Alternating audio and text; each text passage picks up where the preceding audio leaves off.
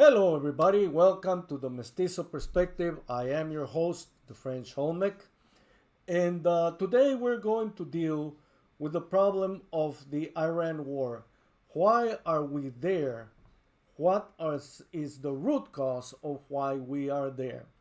Now, we have heard a lot of um, presentations, if you will, a lot of excuses in my book by our present United States administration, President Trump, Castro, no, not Castro, what's his name? Let me see.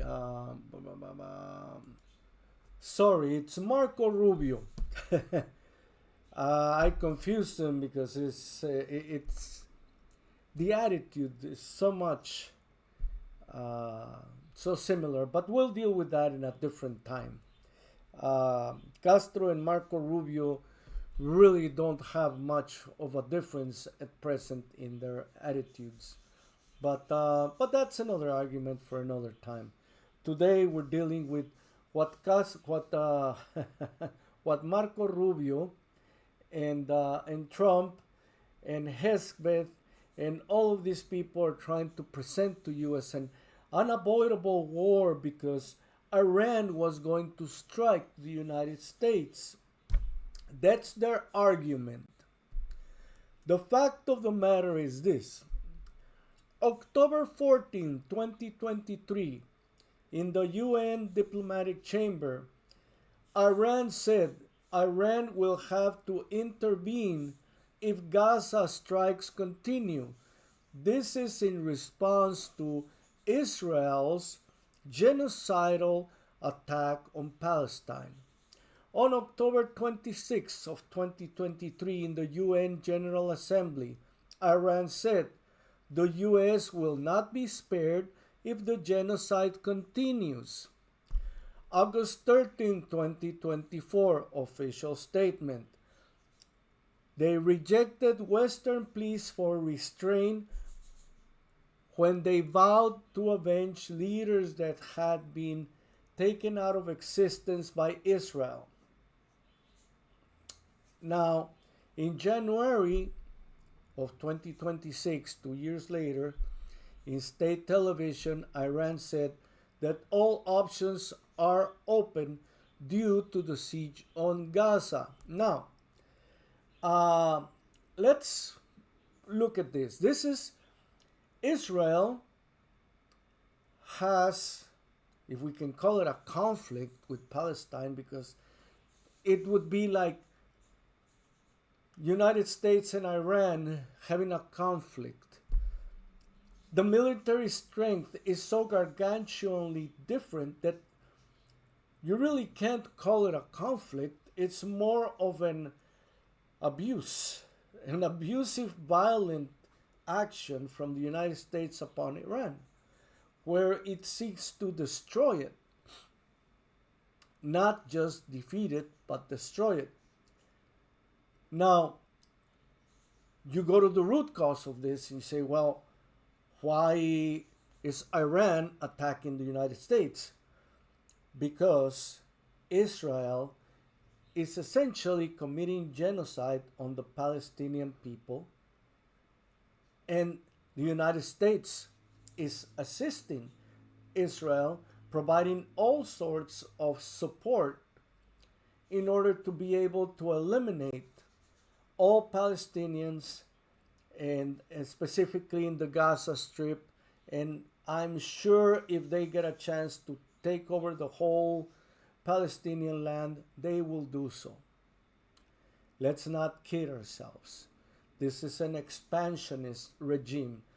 Israel believes that they should be given all of that land, that Palestinians really don't have a right to exist in that area.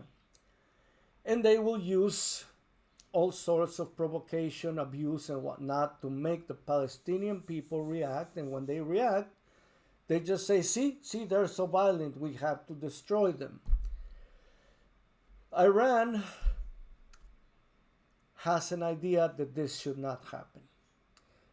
Now, Iran is not a nice regime.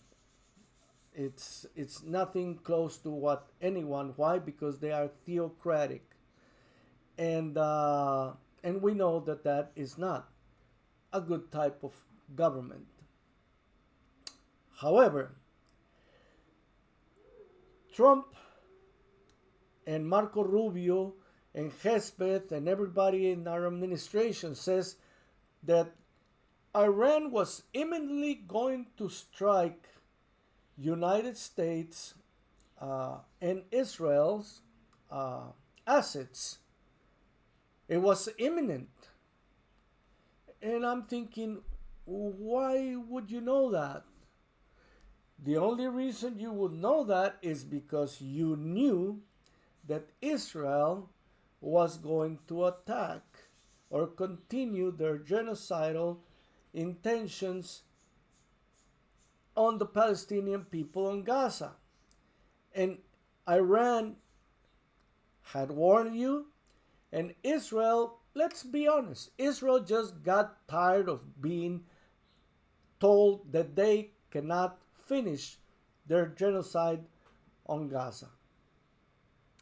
And they decided to pull the United States in so that they would stomp their foot on Iran so that they can, at some point in the future, finish their genocide project in Palestine. That's how the United States knew, or believed that they knew, that Iran was going to strike. However, we have 4 other cases in which Iran warned, but it seems there was no war. They were just trying to be on the right side of history, where Israel should not be allowed to commit genocide upon the Palestinian people. End of story. That's it. It's no further than that. But Israel, Netnyahoos especially, took it as an offense. No, you will not tell me when I will stop. And I will bring my big brother to stomp on you so that you can no longer threaten me. That's what this war is about. Now, oil prices, your cost of living, lives of our soldiers, to these people, they are just, hey, it happens, so you lose your life. What are we going to do about it? Nothing. Because these narcissist leaders will continue doing what they want in spite of what's good for the country. This war is not good for the United States. It's not good for anyone in the world. What has changed? And after this settles down, if it settles down, what will have changed? That there will be no one to threaten Israel when they finish their genocidal task on Palestine. That's the only difference, for which the rest of the world is going to pay a heavy price economically, and some people in the lives of their children, in little girls dying in their schools. All of this just so that 2 narcissist people get their way, so that they don't get told what to do. That's all this is about. So, this is the Mestizo's perspective. Press the like and follow if you like this, and for more content. And we'll see you in the future. Thank you very much for your patience on this program.